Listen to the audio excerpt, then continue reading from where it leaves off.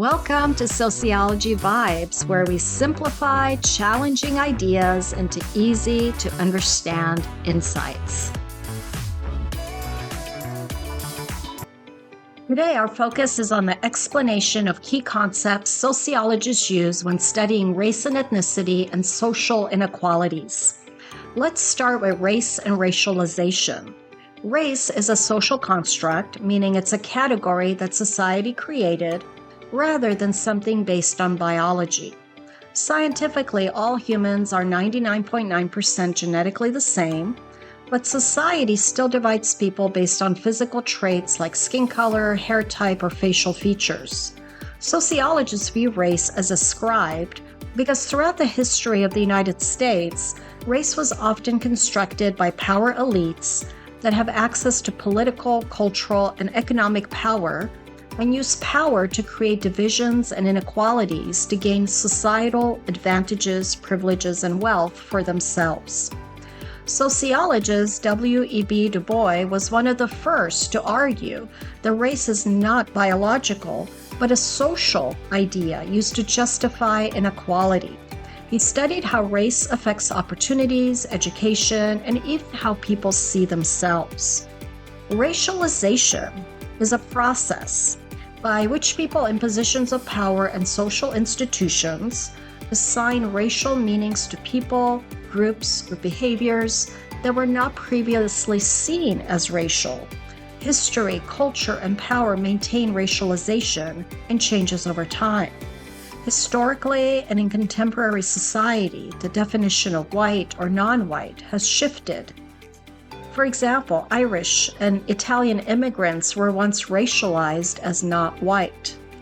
Racialization justifies inequality by making race seem as natural, normal, and biological.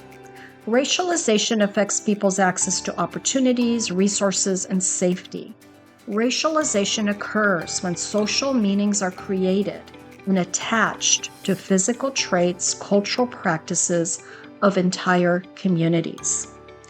Ethnicity. Ethnicity refers to shared culture, customs, language, nationality, religion, and ancestry. Two people may be of the same race, but have different ethnic backgrounds. For example, a person might identify their race as Black while identifying their ethnicity as Ethiopian, Haitian, or Somalian, each of these having their own cultures, foods, and traditions. Minority groups and dominant group. Any group that has less power or influence in society can meet the definition of a minority group, also referred to as a subordinate group. Minority groups face discrimination, have limited access to resources when they are targeted due to their shared physical and/or cultural characteristics and group membership.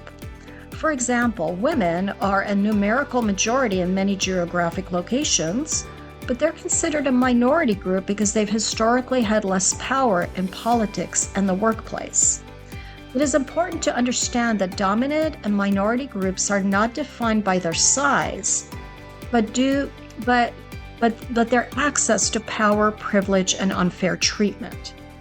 This idea was studied by Lewis Wirth, a sociologist who defined minority groups as having unequal access to social, economic, or political power.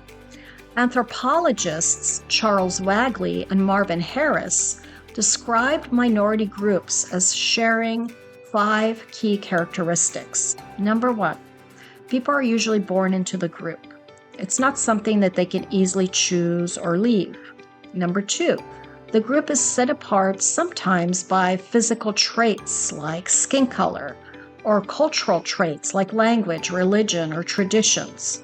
Number 3, the group experiences unequal treatment in areas like employment, education, housing, or the justice system.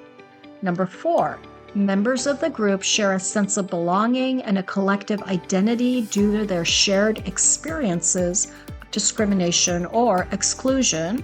And finally, number 5, due to the treatment of exclusion and discrimination, members often marry within their own group, sometimes by choice and sometimes by societal restrictions.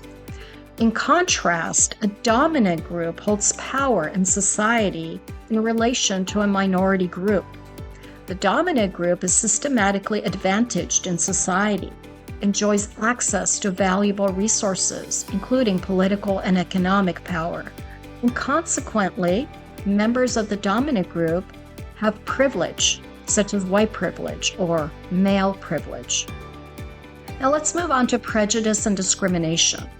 Prejudice or prejudgment is a belief or attitude that includes thinking negatively about a social category or group membership without knowing group members personally.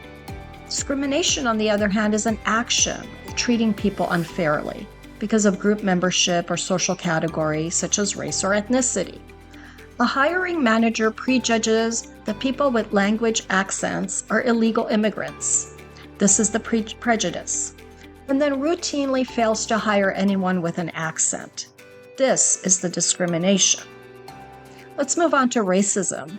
Racism is the belief that one race is superior to another, and this leads to unfair treatment, discrimination, and systems that favor some groups over others.